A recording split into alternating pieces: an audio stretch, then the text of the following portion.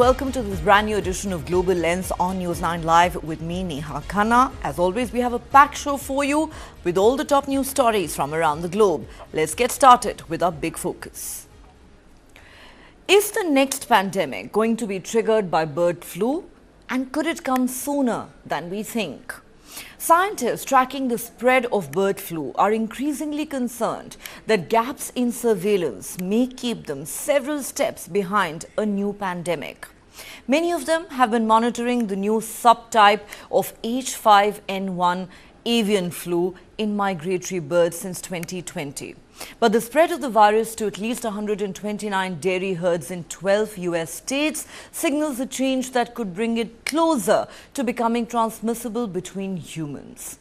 Infections have also been found in other mammals, from alpacas to house cats.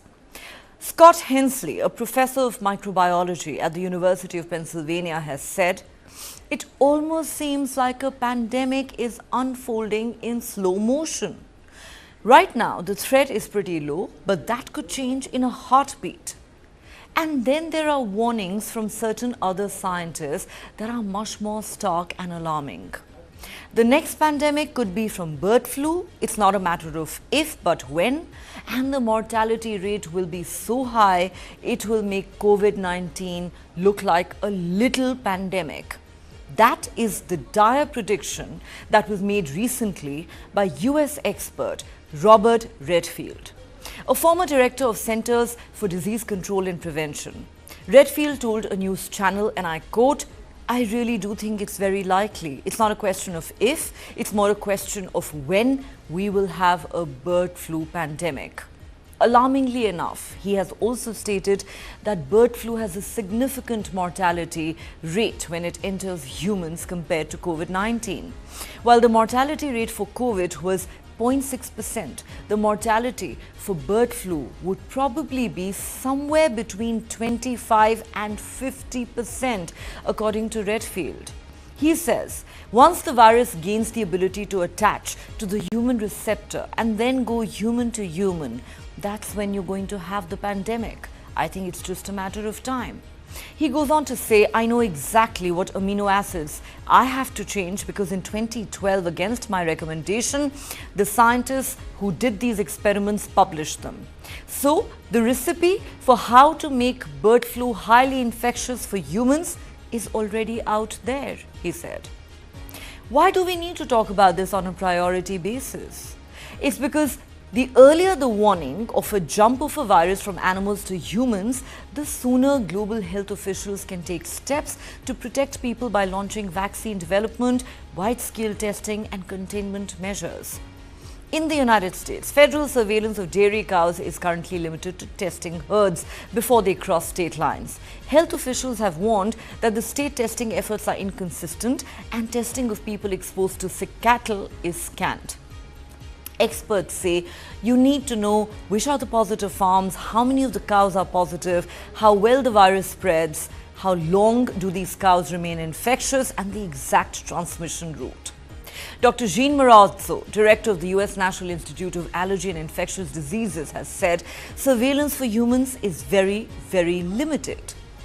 The Centers for Disease Control and Prevention, or CDC, in a statement, though, has said the United States Department of Agriculture and state and local health departments across the country have been preparing for the emergence of a novel influenza virus for nearly 2 decades and continually monitor for even the smallest changes in the virus. But experts point out that some pandemics, including COVID-19, arrive with little warning. In the last flu pandemic caused by H1N1 in 2009, the virus and its predecessors had first spread among animals for several years. 3 people in the United States have tested positive for H5N1 avian flu since late March this year after contact with cows experiencing mild symptoms. 1 person in Mexico was infected with a separate H5 strain not previously seen in humans and with no known exposure to animals. Other cases have been reported in India, China and Australia, caused by different strains of the virus. The World Health Organization says H5N1's risk to humans is low because there is no evidence of human transmission. Some tools are available if that changes, including limited amounts of existing H5N1 vaccine and antiviral medications like Tamiflu. But other experts say there is sufficient concern to start preparing for potential spread in humans, although triggers for taking action differ depending on the role played in the response. That's what Richard Hatchett, Chief Executive of the Coalition for Epidemic Preparedness Innovations, or CEPI, has said. His organization acted early on funding COVID vaccine development and is now in talks with research partners about H5N1. CEPI aims to create a library of prototype vaccines for pathogens with pandemic potential. This would help drug makers initiate large-scale production and distribute shots where necessary within 100 days of an outbreak. Virologist Ed Hutchison of Glasgow University says, and I quote, "Pigs can get avian flu, but until recently cattle did not. They were infected with their own strains of the disease, so the appearance of H5N1 in cows was a shock.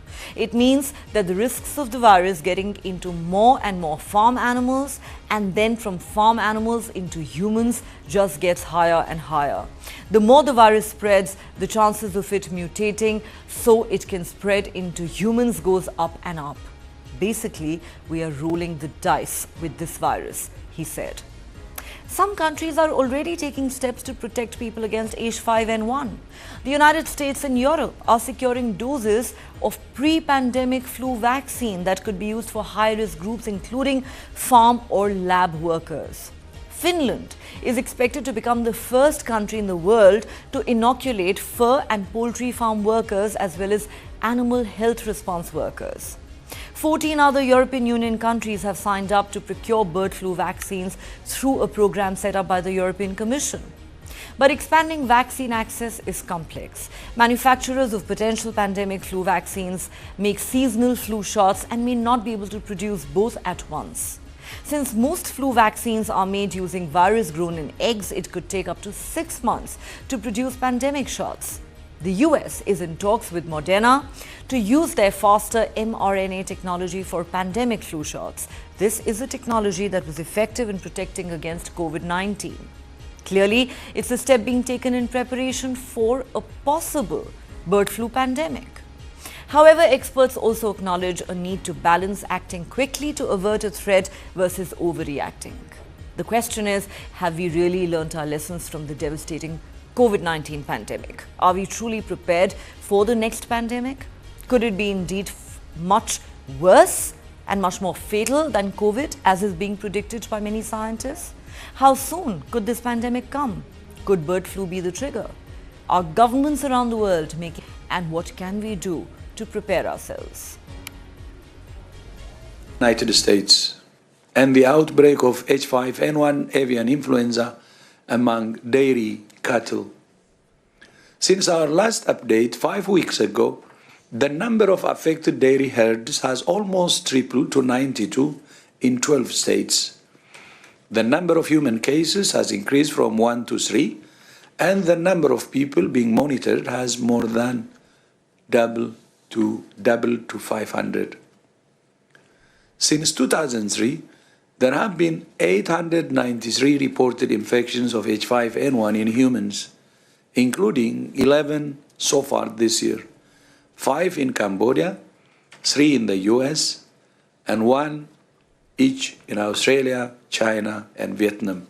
In that time, the virus has not shown signs of having acquired the ability to spread easily among humans.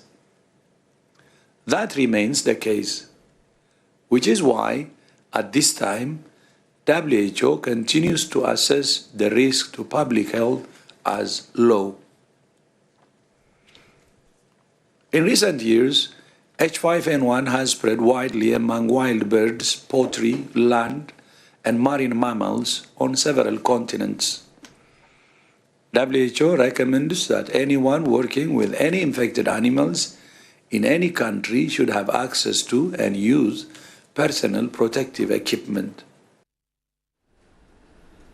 Just how worried should we be? How can we equip ourselves to deal with the next pandemic, and how soon could it come? A lot of questions that we will in fact put to our panel of experts.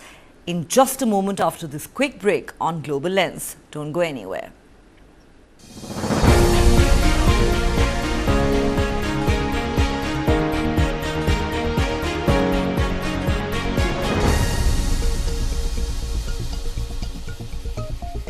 Hey, careful, huh? My daddy got it from abroad. Hey, disaster! How will you pay for the loss now? In stock market, you should take risk as per your capacity and knowledge. Trade in options very carefully. Wow, Dikra! Absolutely perfect. Take risk with full understanding. For the very first time in our investigation, we unmasked the killer of Ravindra Matre. In 5G, we have to stand with the world, and in 6G, we have to lead the world. Winning a Grammy was an absolutely surreal experience.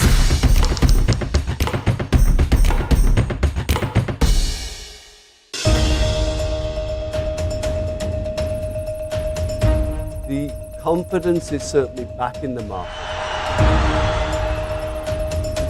Do tighten your seat belt so that you can withstand volatility. I have one humble request to all the viewers of News9 is that please don't go, there will be a lot of choppiness, there will be a lot of volatility. Look at long term, don't look at short term. Buy quality, don't buy quantity, and wish you all the very best. हमारा time आ गया है और रहेगा.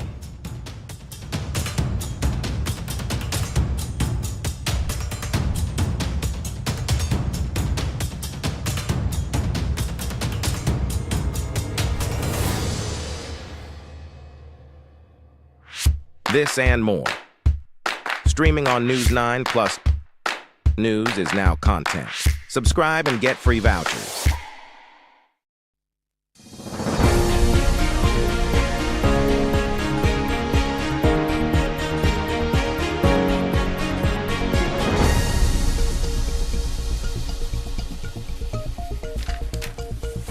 Welcome back. You watching Global Lens on News9 Live with me, Neha Khanna, and we're talking about a warning that has been issued by many scientists around the globe that the next pandemic could be triggered by bird flu and it may come sooner than we think. What do we need to do to prepare ourselves? How grave is this threat really? Let's try and understand this with our panel of medical experts. Joining me on Global Lens tonight is Dr. Mekhala Chandra, Senior Consultant, Department of Internal Medicine in Sacramento, joining us live from San Francisco in the United States. Dr. Dheeraj Kaul, clinical researcher and medical education expert, joining us from New York. Dr. Ishwar Gilada, Secretary General, People's Health Organization, joins us live from Mumbai. And Dr. Rajiv Das Gupta, Chairperson of the Center of Social Medicine and Community Health at the Jawaharlal Nehru University, joins us from Delhi. A warm welcome to all my guests. Dr. Mekhala Chandra, let me begin with you. Why are scientists increasingly concerned that we could have the next pandemic sooner than we think? The trigger, many of them believe, could be bird flu. And there are some scientists who've now gone as far as to say it almost seems like a pandemic is unfolding in slow motion. While right now the threat may be pretty low, that can change in a heartbeat. If you could just explain to our viewers what is happening in the United States vis-a-vis bird flu or H5N1 and how concerned are authorities in the United States currently? So, when you talk about bird flu, this has happened before. The virus is like influenza A and it has many strains like H5N1. This is the one we're talking about today. It had H7, H9, and the kind of like the longest you want to go back is 1997 when the H7 had come up and it had a high mortality rate of more than 50% back then, and then 2012 and 22, and now we're talking about 24. So the scientists are concerned because once the human-to-human transmission starts, then the virus itself like mutates and can like how we saw COVID evolving over the time, and that has created enough fear for us And that's why, when any kind of virus mutates within the humans and the transmission begins human to human, it becomes really fast and the growth becomes exponential. So until it's limited to, like the poultry and the birds we've been talking about, it's still, controllable. But the 3 reported cases in US, at least in Michigan, and then, like cases all over the world are reported. So that's kind of building a pandemic situation, and that's why the scientists would be worried about it. Having said that, again, since we saw that in COVID, like the vaccines are always behind in terms of development. However, as you mentioned, Finland has offered vaccines for high-risk groups for handling like poultry farms, and like who are handling like defeathering of birds and like transportation of birds. So we are starting to at least do the like provide vaccine to the high-risk group. Having said that, it's always going to be behind in production because we are still focused on, flu shots, as you mentioned, and certain companies have certain other, priorities going on. So the pandemic that you can see is actually unfolding. However, thankfully, no deaths have been reported for this particular strain, although I do feel it can exponentially spread and hence lead to a pandemic. It can spread exponentially and lead to a possible pandemic. Well, after the once-in-a-century pandemic that we experienced just a couple of years ago in the form of COVID pandemic, I think it is safe to say that this is a matter of grave concern for everyone around the globe. Let me take this to Dr. Dheeraj Kaul. Dr. Kaul, let me quote for you and our viewers what Robert Redfield, former CDC, or Centers for Disease Control and Prevention in the United States, said just a couple of weeks ago. He said the next pandemic could be from bird flu. It's not a matter of if, but when. And the mortality rate will be so high, it will make COVID-19 look like a little pandemic. And while explaining why he thinks that it could completely dwarf the COVID-19 pandemic, he says that while the mortality rate for COVID was 0.6%, the mortality for bird flu, once the human-to-human transmissions begin, could be somewhere between 25 and 50%. That is a staggering figure. While, we've only seen some isolated cases of animal to human transmissions in the United States and a few other cases in other parts of the world, including one in India. But the worry is you have one case of human to human transmission and the whole situation could spiral out of control. How much do you agree with Robert Redfield? Do you think he's being alarmist, or do you think there is merit in what he said? Hello, thank you for having me on the show and focusing on this very important area of concerns, which is not really addressed much by international media, including media here where I'm connected. But I don't want to repeat what Dr. Chandra rightly said earlier, but I'll just laser focus back again. So you have to understand the concerns you are raising are very, very real. Just to let you know, avian flu mortality or bird flu mortality could be upwards of 50%. So what is our concern is on an average around 52 to 55% mortality. That means every second person infected may die, which is way more than any other, epidemic or pandemic we have seen in last 50 to 60 years. So it's extremely concerning. The other thing is we do not have good medications to fight with this virus. We don't have any prepared antibodies. We don't have any good antivirals which lower the mortality. And what we concern is how extensive damage it does in multi-organ. I'm a transplant physician, so we have seen cases of pulmonary hemorrhage with avian flu. We have seen cases of myocarditis, heart inflammation, cases of kidney inflammation, AKI, acute kidney injury leading to somebody requiring dialysis. So multi-organ failure it can lead to, and severe reaction from your own immune system against this virus. So it's a very deadly virus, that's true. But the current virus we are talking about is H5N1, which has basically infected a lot of poultry, and the center epitope of this area is basically Colorado. And, there are other states like Texas, Michigan, and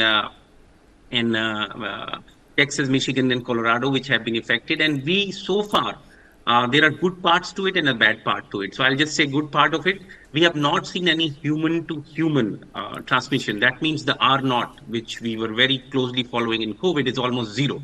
So, and the other thing is, two people who had been exposed to this recovered very well. They had mild symptoms of a flu-like illness, and they recovered. They did not need any ICU care. One person was hospitalized, the other person outpatiently managed.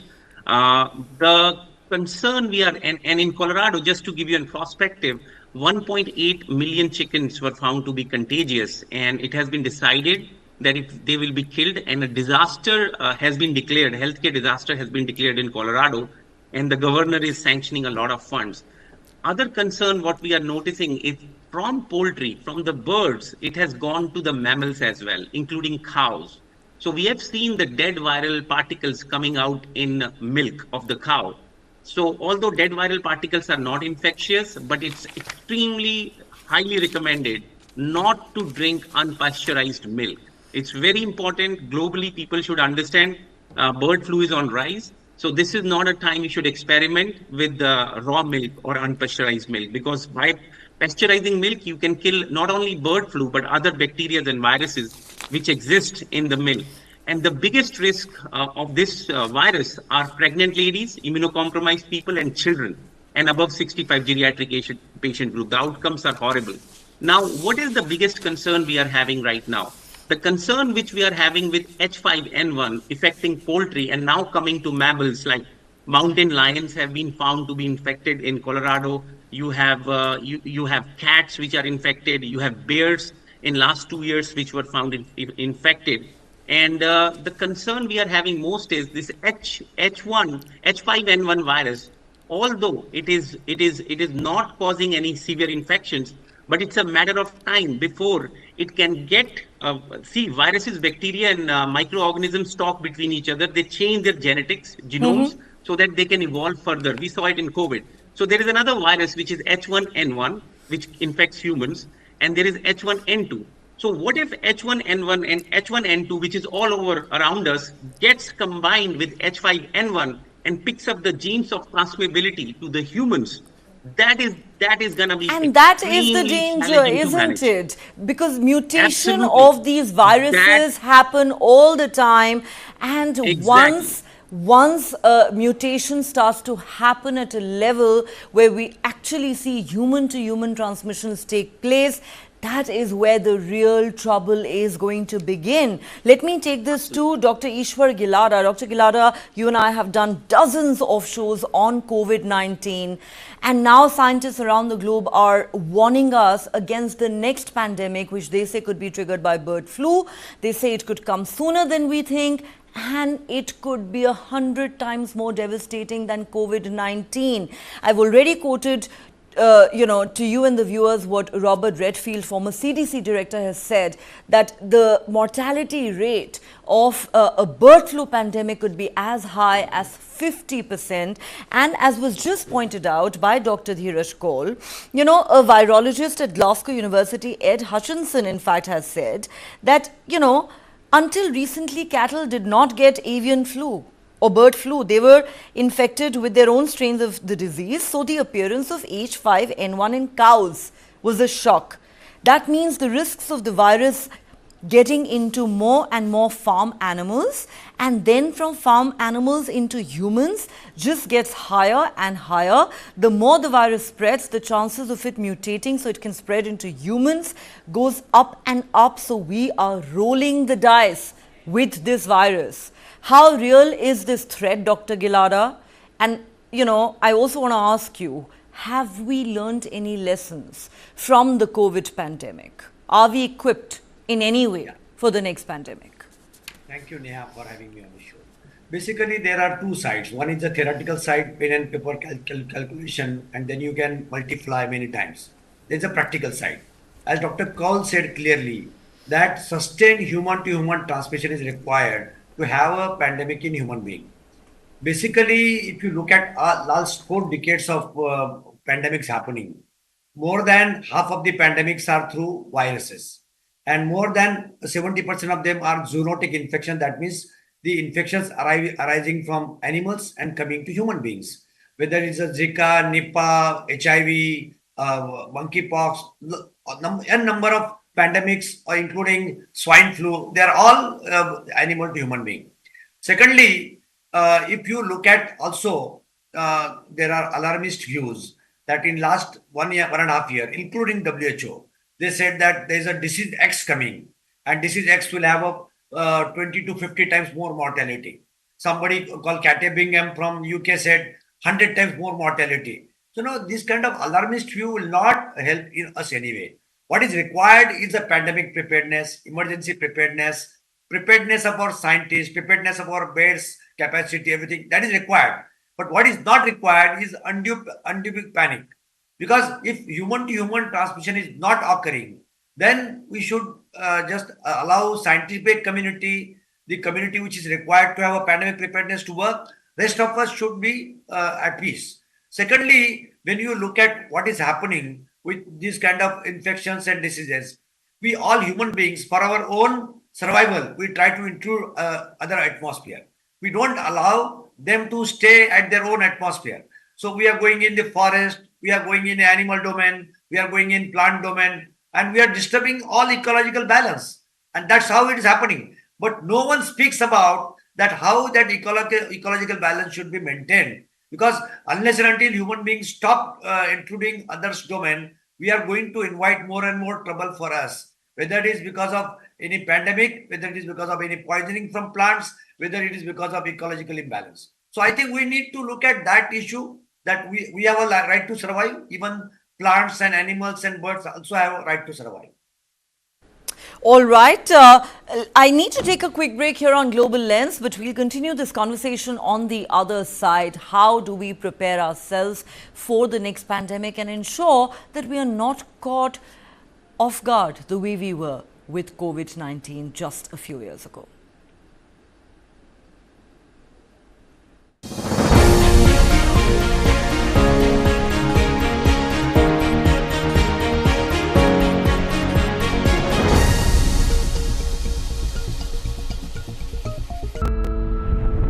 Who am I?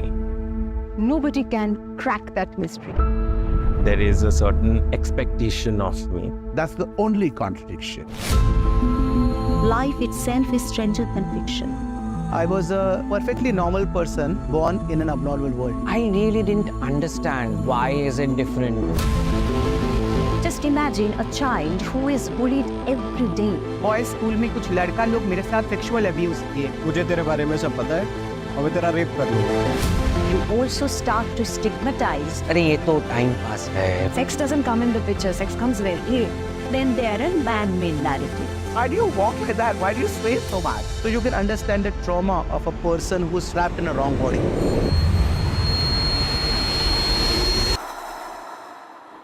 But nothing can bind light. We have to reclaim the lost position. We fought for more than 10 years. Today I'm the mother of the industry. I'm a first transgender member judge.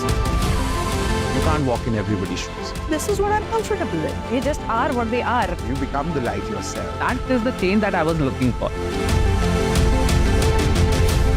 When I recognize myself, it's a small story, but it's an interesting one.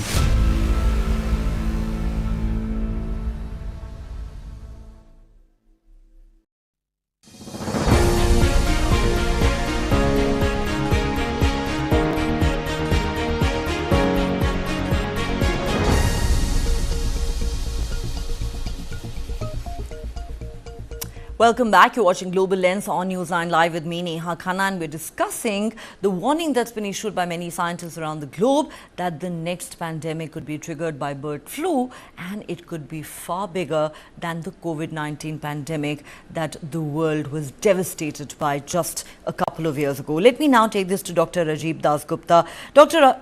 Okay, I'm told we've lost the line there to Dr. Dasgupta. Let me therefore take this to Dr. Chandra. Dr. Chandra, you know, there are countries like the United States and Finland that are already acquiring vaccines to inoculate their poultry farm workers and animal health response workers. one can only draw the conclusion that this is being done in anticipation of a possible bird flu-induced pandemic. The US is in touch with pharmaceutical company Moderna to use its advanced mRNA technology for this purpose, because we know this technology proved to be effective against COVID-19.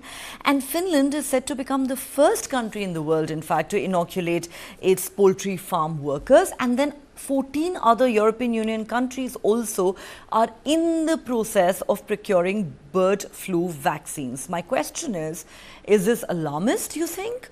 Or this is the right approach for every country in the world to prepare itself? See, I think if you really want to go back, you should just go back to the basics. I think somebody mentioned that there's no treatment for fear, right? So, but there's always a treatment, and the best way to do is preparedness for pandemic. This is a price, unfortunately, we are paying because of globalization and modernization. The travel has become so easy, everything is just so accessible. And so pandemics are a huge word now, especially after COVID-19 that we've been hit with. So we've always been surrounded by viruses and bacteria, right? But it was like kind of limited to our tribes and niches. But now, because of globalization, it's so easily spreadable, right? Like people are just traveling within like continents easily within hours. So having said that, countries are, some countries are more alarmed because they have cases, and Finland is procuring all these like vaccines and working in inoculating, and so is the US.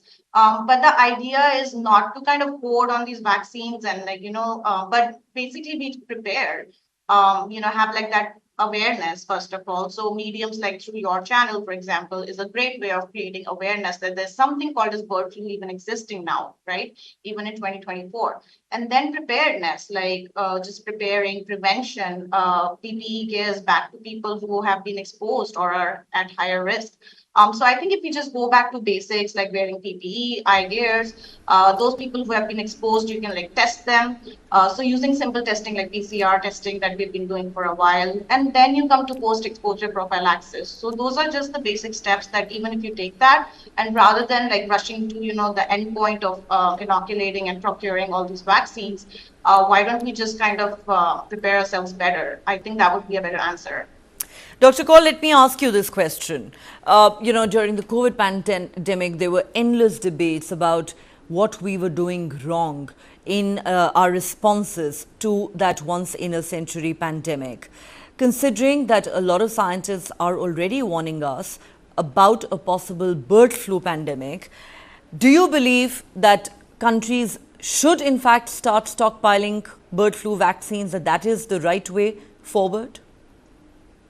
I think there are multi-step approach. First approach which you are doing is obviously spreading awareness. Second is screening and scanning high-risk, high volatility areas like bird farms, cow farms. You have to do screening there to understand which direction is the spread going. And then obviously awareness has to spread to the poultry farmers what to look for, what are the signs and symptoms to look for.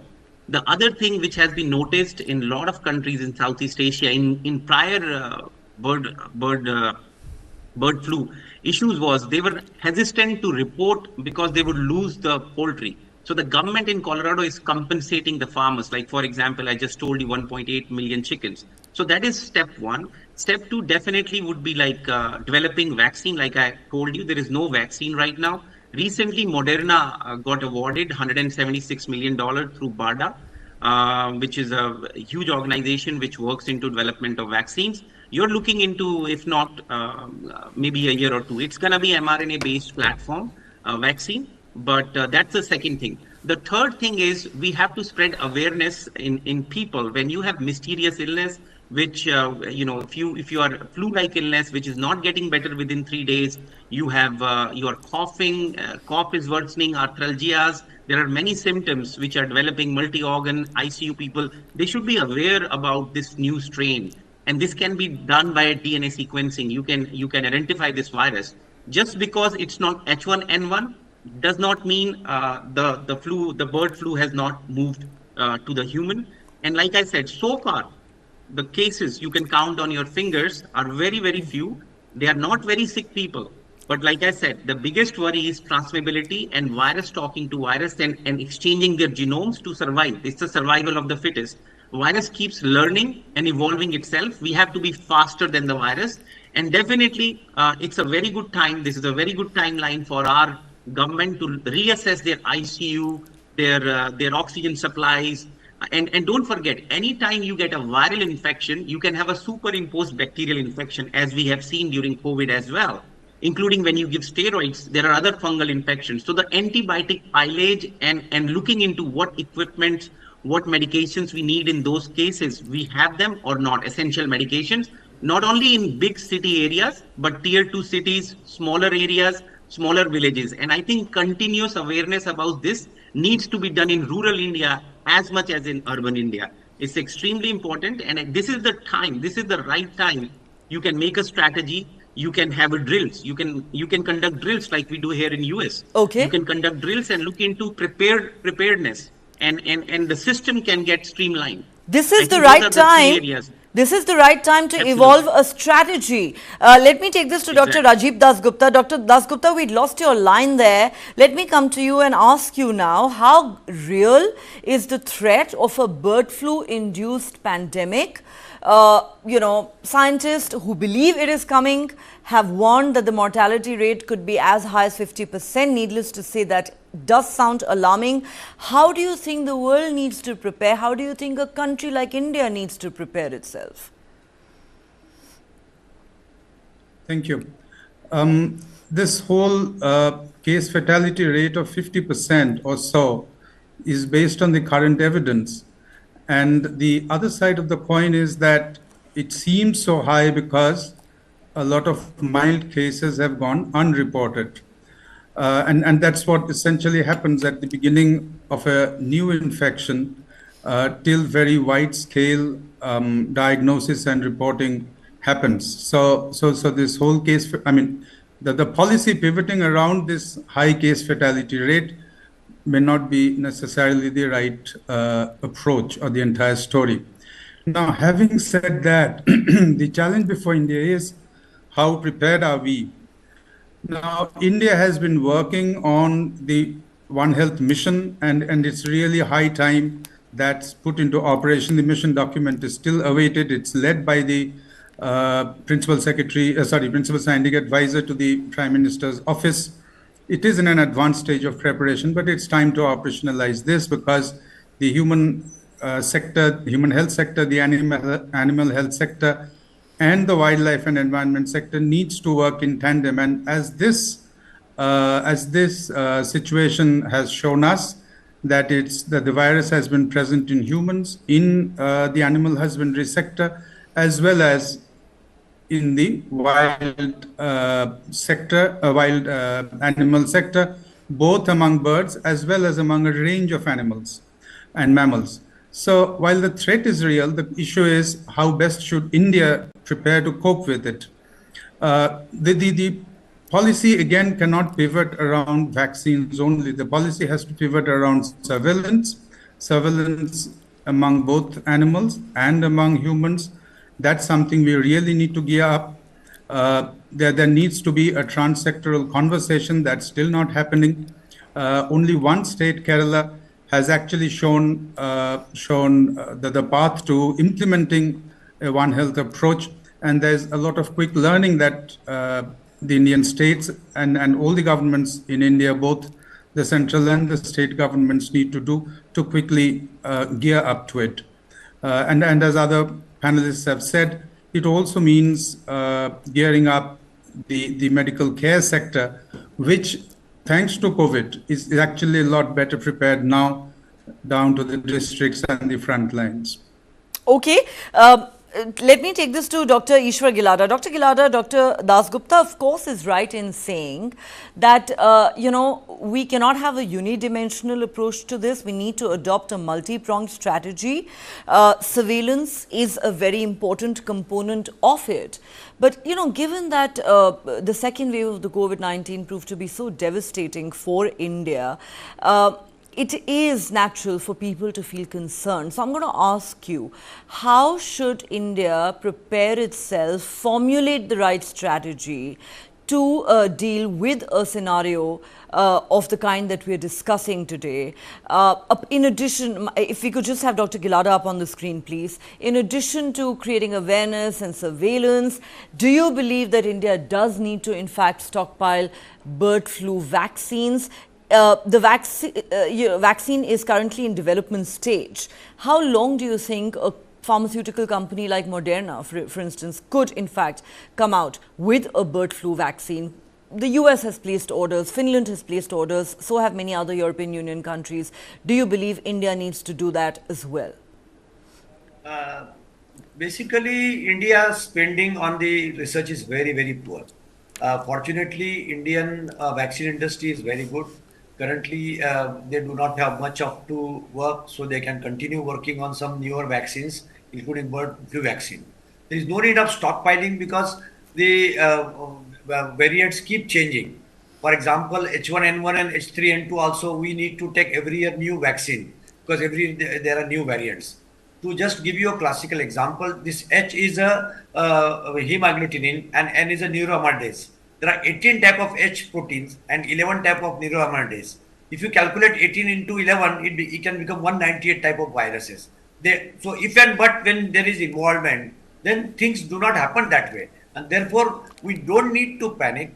We need to keep on doing whole genome sequencing. We need to keep our industry, which is doing vaccination program, fully charged, so that at a short notice also they can prepare. And they also need to be incentivized because sometimes we want them to work 24/7 and give us the vaccine. And when they have a stock of vaccine to be destroyed, no one helps them. So that will also not help. So in that situation, we need to keep on doing this kind of monitoring. And I think we are definitely better prepared. We need to discount those 2 months which was Delta. Not only India, all over the world, they were panicked and they were mismanaged. So I don't think same thing would happen again. And both animals, human beings, viruses, they have to survive. They have their own domain.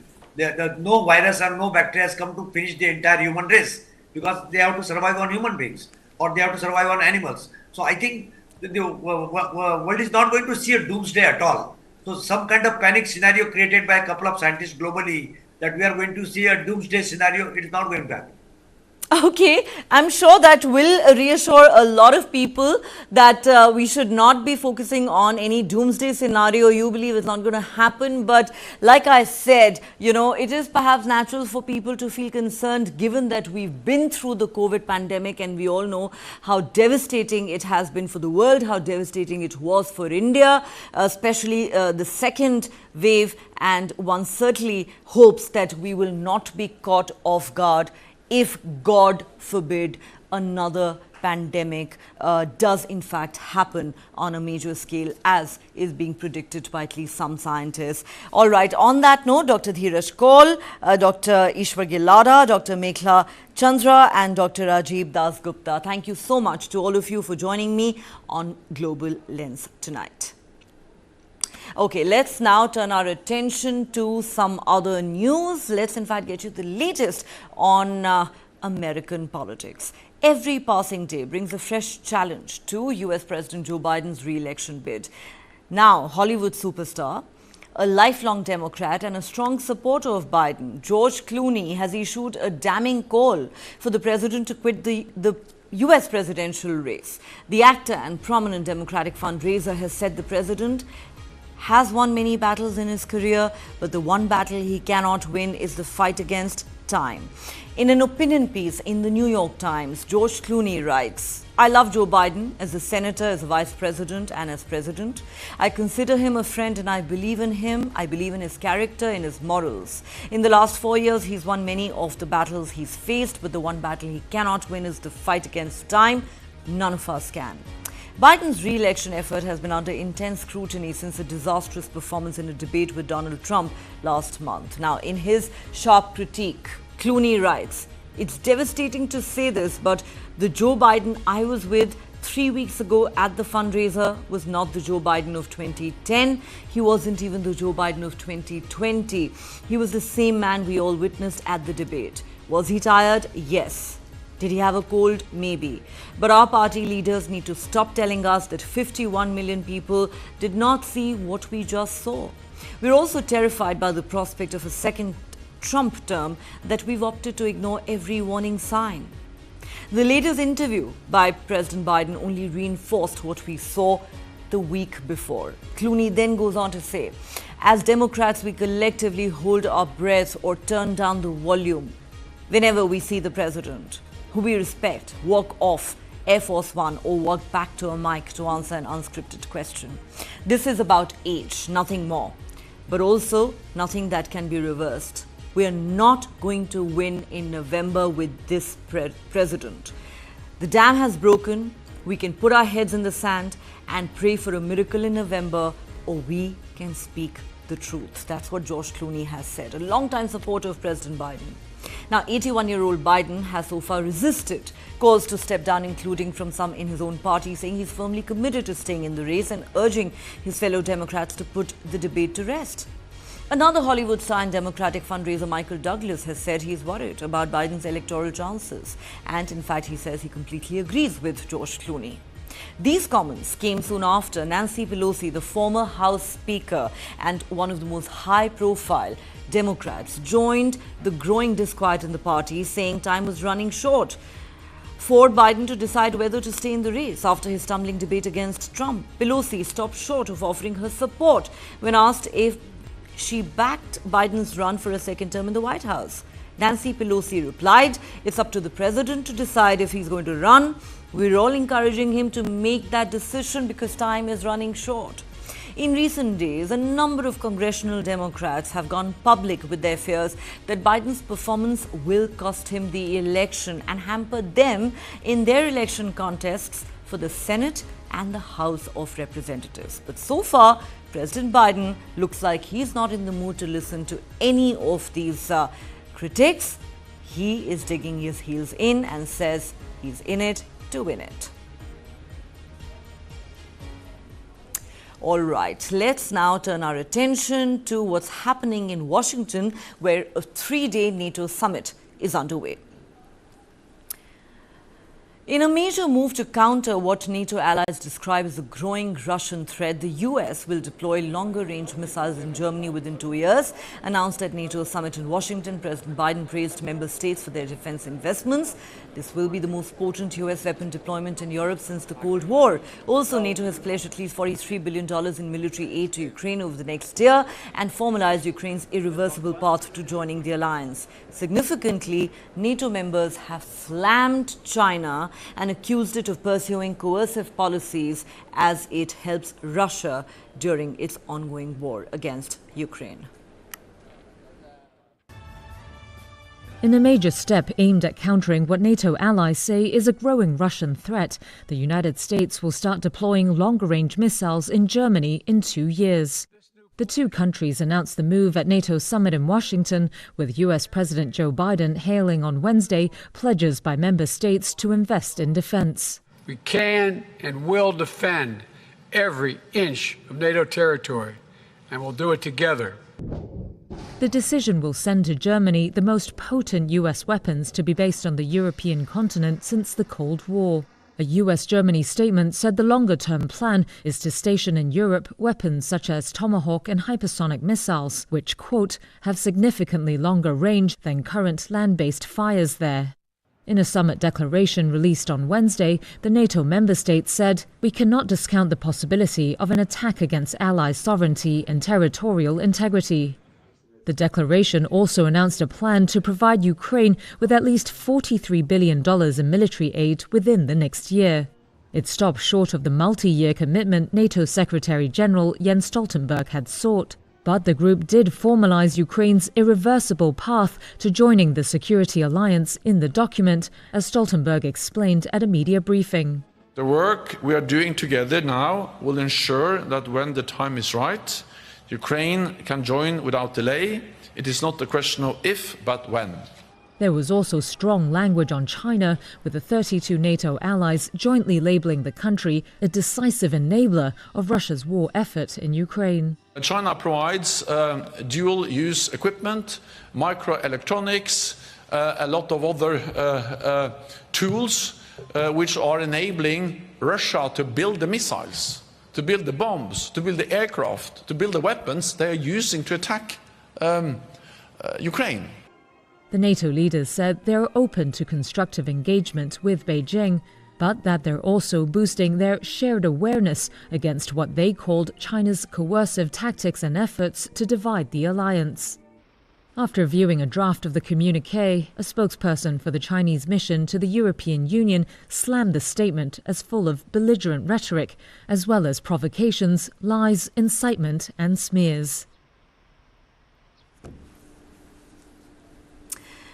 US Ambassador to India Eric Garcetti today had some rather acerbic remarks for India in the context of its relationship with Russia.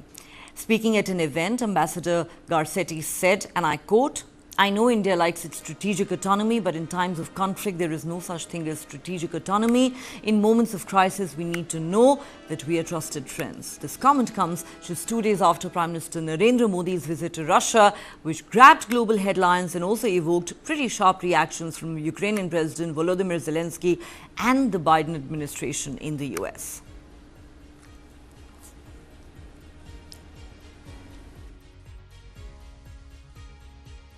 I know that India, and I respect that India, likes its strategic autonomy.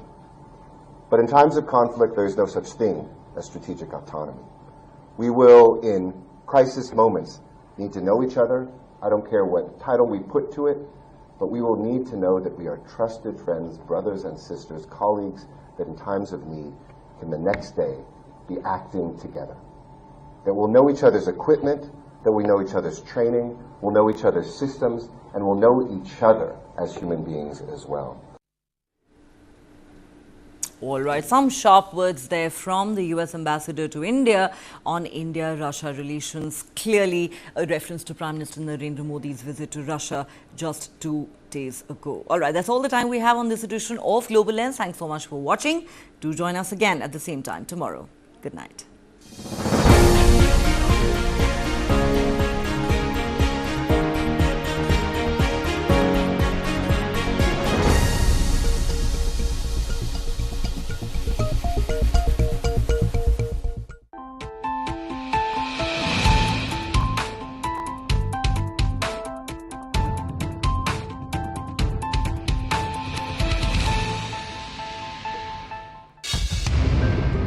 2024 sees India's hottest May in 36 years.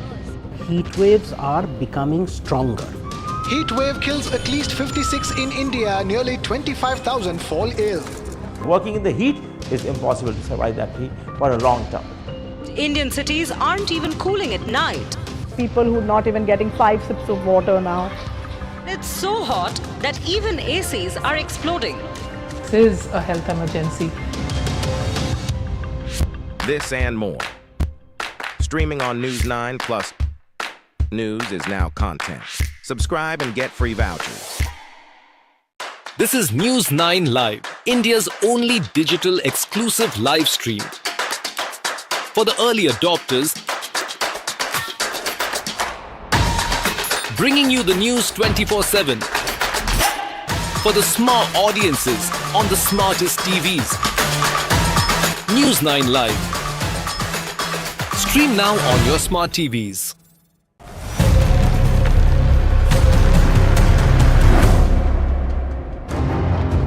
The South China Sea, a region with large reserves of oil and natural gas, rich fishing grounds, and strategic sea routes, is a key flashpoint in the new Cold War. A case in point is the recent entry of the Chinese